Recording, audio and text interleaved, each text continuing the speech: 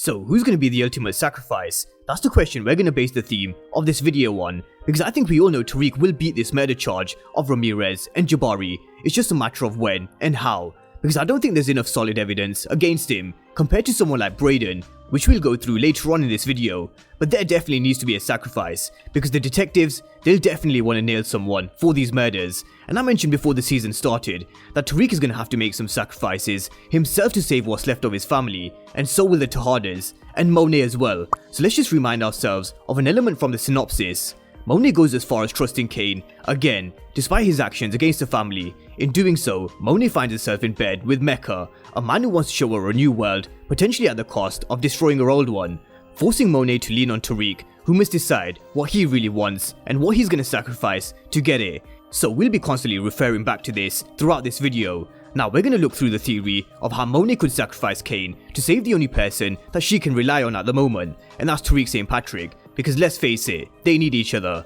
But there's also a huge case to be made to tell us that the investigation could swing in the direction of Brayden Weston, and he could very well turn out to be the fall guy for everything. So stick with this video till the end so you get a clear picture of a couple of scenarios. Now, just to see where everybody's thought process was from the Power fans, I asked you guys, if Monet had the chance to sacrifice Kane to save Tariq, would she do it? And I said yes, and the overwhelming answer was a huge 82% to 18% from over 4.9 thousand votes, despite Kane being Monet's son, which Courtney Kemp confirmed. But who knows, I really wouldn't be surprised if there was a twist. Now we're going to look at both sides of why she would and why she wouldn't sacrifice Kane for Tariq. Now firstly, you should never trust the St. Patrick, because we've all seen what's happened in Power before, and even Tommy warned Monet not to trust Tariq, because Tommy knows at first hand what Tariq's capable of. He stole from Tommy's warehouse, he set Kanan up to die, and he also shot and killed his own father Ghost, and he was very much to blame for Rainer's death as well. But Monet's got no choice but to lean on Tariq, as the synopsis told us, and that's where we're currently at in season 2, and he even warned her in season 1 that he's the only one she can trust out of all of her kids, and what he told Monet turned out to be true, not just for Kane, but for Drew and Diana as well, because we've both seen how they've been going behind Monet's back, with Drew's relationship with Ev, and Diana working with Effie, and her getting Lorenzo released from prison behind Monet's back. Now we saw Monet trying to get some control back over both Kane and Tariq, and the way she tried to do this was to find Kane's connect, so she could get control over Kane again, and she tried to use Tariq's weaknesses against him, which was Yaz, but neither worked, which put her back to square one.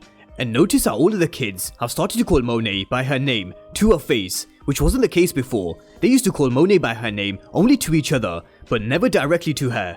But we saw Zeke calling her Monet, not Auntie Monet, and we also heard Kane calling her Monet when he questioned her whether he's her soldier or son, and it definitely can't be overlooked, because we're starting to see this shift and how these kids are losing faith in their supposed leader. And now that Lorenzo's back, we're gonna see Diana turn on Monet to her face as well. And Monet's really brought this on herself. We only have to rewind it back to the timeline to 1991 and look at Rack's relationship with Kanan. Bearing in mind, this was a complete different time frame and era, and we all know Rack is way more ruthless than Monet.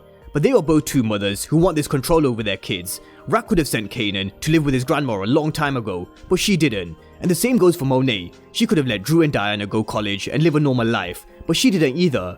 Now both mothers would do everything to protect their kids, but also willing to sacrifice them at the same time. For Kane, and Kanan's case anyway, we witnessed the ultimate devil in Raquel in Raising Kanan season 1, when she used her own son to shoot his own father. At the end of the final episode, we even heard Kanan telling us that he can't trust his own moms, so there's going to be a huge shift in their relationship. So if we saw Raquel's willingness to use and potentially sacrifice Kanan to achieve this power, and become this ultimate queenpin in Southside, is it beyond reasonable doubt that we could see Monet sacrificing Kane in Power Book 2 Ghost for Tariq? I definitely think so. It doesn't necessarily mean she'd kill him, although she did threaten to put him down herself. But I do think it's more likely she'd send him away for the murders, and this is something that can't be ruled out, because as Peter Ture Jr. said, Kane causes a lot of grief for her, Tariq brings in business and income, therefore Kane is a liability and Tariq is an asset, which is why she wanted to find out who the connect was, so she could go straight to the source and cut Kane out.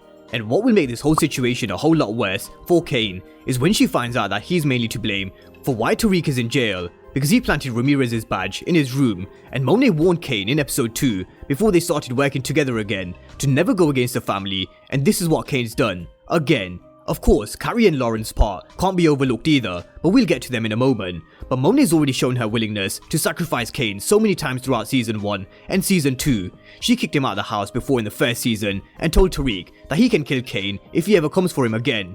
In season 2, Kane was nowhere to be found in her exit strategy, and she even had him dig up Ramirez's body, and she was ready to sacrifice Kane for Zeke. So I can definitely see her sacrificing Kane for Tariq, because Tariq is the son she's always wanted.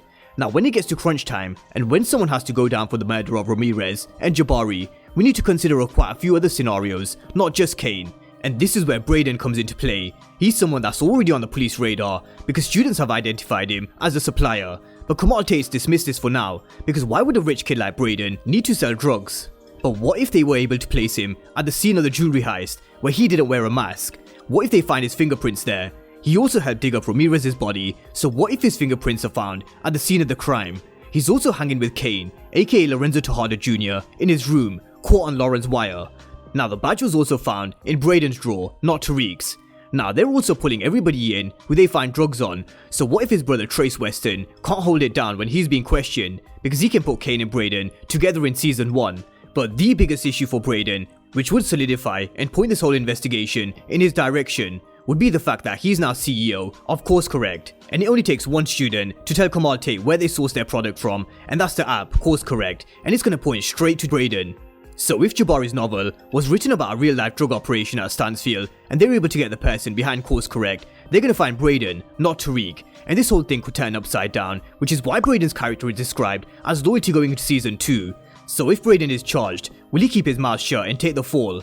We'll talk about how Brayden is this rich kid and hasn't grown up in the streets, but what if his tough lessons come in the form of him going to prison for these murders, where he'd have to then step up, which we all know he has no problem doing, because he's down for whatever, whenever, but prison is a complete different ballgame, which would really set Brayden on a dark path. Of course, there are so many other ways this could play out with Brayden's involvement, because once Brayden finds out that the badge was in their room, he should be able to connect the dots and realize that Kane was the one who planted the piece of evidence. So Brayden could very well turn the tables on Kane, and they could very well use Lauren's watch to catch Kane, because Lauren was lied to by Carrie, and she's going to be pissed off when she finds out about Carrie's lies, which could push Lauren into helping Brayden save Tariq by framing Kane. But for some reason, the evidence just stacks up against Brayden, and even though Tariq has to get rid of Kane, and everybody's predicting Kane to either die or go to prison, you will know how power love to twist shit, as we've all seen recently with Zeke being Mecca and Monet's son. So who knows? But based on all of this, I'm sure there is one thing we can all agree on. Carrie's gonna die. She signed her death certificate already.